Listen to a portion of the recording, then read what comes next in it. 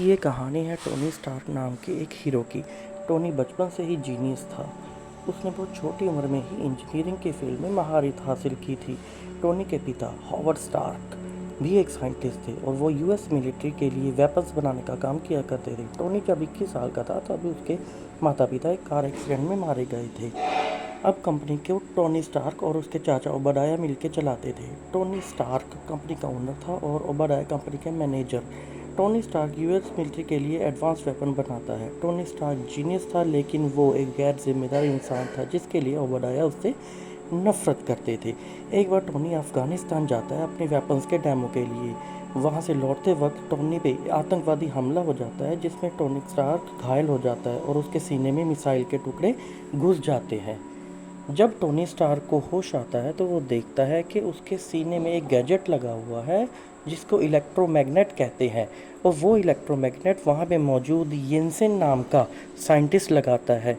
वो इसलिए लगाता है ताकि जो मिसाइल के टुकड़े हैं वो उसके सीने में ना जा सके।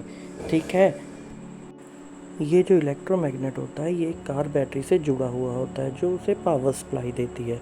टोनी ये देखकर बहुत नाराज़ होता है। तब उसे येंसेन बताता है कि उनको आतंकवादियों ने कैद कर लिया है, और वो जो आतंकवादी होते हैं वो टोनी को कहते हैं कि अगर वो उनके लिए जेरिको मिसाइल बनाएगा तभी वो उसको रिहा करेंगे। टोनी जानता था कि वो उसको मार देंगे, इसलिए वो वहाँ पे मौजूद स्टार्क इंडस्ट्रीज़ के अलग अलग पार्ट्स को जोड़ के एक आर्मर बनाता है जिसकी मदद से वो वहाँ से निकलना चाहता है। जब वो ये आर्क रिएक्टर बना रहा होता है, ये आर्क रिएक्टर एक ऐसी चीज़ है जो इलेक्ट्रिसिटी सप्लाई करती है। ठीक है, और इलेक्ट्रिसिटी सप्लाई करने से उसे बहुत ज़्यादा ऊर्जा मिलती है। टोनी आर्क रिएक्टर बनाता है और उसे बहुत छोटा बनाता है ताकि वो उसके सीने में फिट आ सके। असल में आर्क रिएक्टर का आइडिया टोनी स्टार्क के पिता का होता है। वो बहुत बड़ा आर्क रिएक्टर बनाता है लेकिन टोनी उसे बहुत छोटा बना देता है ताकि वो उसके सीने में फिट हो सके। तभी टोनी स्टार्क जो है वो टोनी येंसेन से मिलके एक आर्मर भी बनाता है जो उसी आर्क रिएक्टर से चलता है जो टोनी ने बनाया है।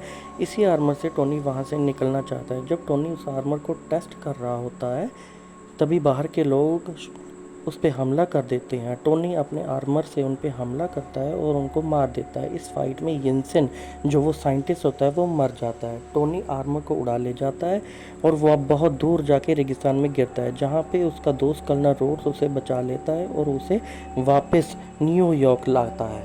न्यूयॉर्क आने के बाद टोनी प्रेस कॉन्फ्रेंस में ये कहता है कि वो आगे से वेपन्स नहीं बनाएगा। इससे ओबाडाया, उसका चाचा और जो बोर्ड ऑफ डायरेक्टर्स हैं वो बहुत नाराज़ हो जाते हैं। इसके उनके बीच में बहस होती है। टोनी जो है वो रिन्यूएबल सोर्सेज पे काम करना चाहता है और आर्क रिएक्टर पे काम करना चाहता है। टोनी ने जो आर्क रिएक्टर सबसे छुपाया होता है वो उसे ओबाडाया को दिखा देता है। इसके बाद टोनी एक नया आर्क रिएक्टर बनाता है और नया आर्मर भी बनाता है जो उस नए आर्क रिएक्टर से चलता है। ये बहुत पावरफुल होता है। टोनी बहुत ही बढ़िया एडवांस्ड आर्मर बनाता है जो उसकी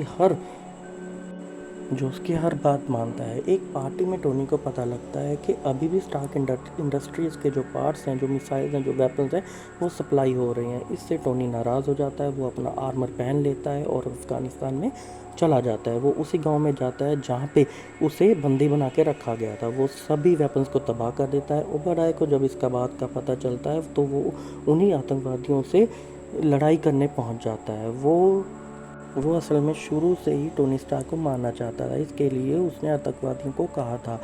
आतंकवादी टोनी स्टार्क को नहीं मार सके, इसलिए ओबाडाया उन आतंकवादियों को मार देता है और आर्मर चुरा लेता है। अब इसके बाद टोनी स्टार्क पेपर पॉट्स को एक काम देता है और उसे ये कहता है कि कंपनी के मेन फ्रेम से ये जानकारी निकाले कि स्टार्क इंडस्ट्रीज़ के पार्ट्स जो हैं वो अभी भी सप्लाई हो रहे हैं या नहीं सप्लाई हो रहे हैं। पेपर पॉट्स को सब बातों का पता चल जाता है। वो डाटा कॉपी कर लेती है और शील्ड के एजेंट कोल्सन को सब कुछ बता देती है। इसके बाद ओबाडाया आर्क रिएक्टर तो नहीं बना पाता, लेकिन आर्मर बना लेता है अपने साइंटिस्ट से मिलके, और आर्क रिएक्टर लेने के लिए टोनी स्टार्क के घर पहुंच जाता है। टोनी स्टार्क को वो पैरालाइज कर देता है और उसका आर्क रिएक्टर जो है वो चुरा लेता है और अपने आर्मर में लगा लेता है। टोनी इसके बाद क्या करता है कि उसके पास जो वो पुराना आर्क रिएक्टर होता है वो ही अपने सूट में फिट कर लेता है और लड़ाई लड़ने के लिए ओबाडाया से बाहर निकल जाता है। अब इसके बाद क्या होता है कि पेपर पॉट्स जो है वो शील्ड के एजेंट्स के साथ ओबाडाया की फैसिलिटी में आती है, जहां ओबाडाया उस पर हमला कर देता है।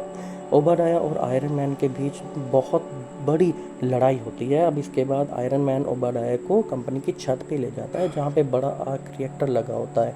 असल में आयरन मैन जो है वो बड़े आर्क रिएक्टर में ब्लास्ट कर देता है, जिसमें ओबाडाया जो है वो मारा जाता है। अब अगले दिन प्रेस कॉन्फ्रेंस होती है, जिसमें टोनी स्टार्क को शील्ड के एजेंट्स झूठ बोलने के लिए कहते हैं, लेकिन टोनी स्टार्क जो है वो सच बता देता है और कह देता है कि मैं ही आयरन मैन हूँ। अब इसके बाद फिल्म कंप्लीट हो जाती है। पोस्ट क्रेडिट सीन में आयरन मैन के साथ निक फ्यूरी को दिखाया जाता है, जो कि आयरन मैन को कहता है कि अवेंजर्स इनिशिएटिव शुरू हो रहा है। अब इसके बाद अवेंजर्स मूवी आएगी। Thank you.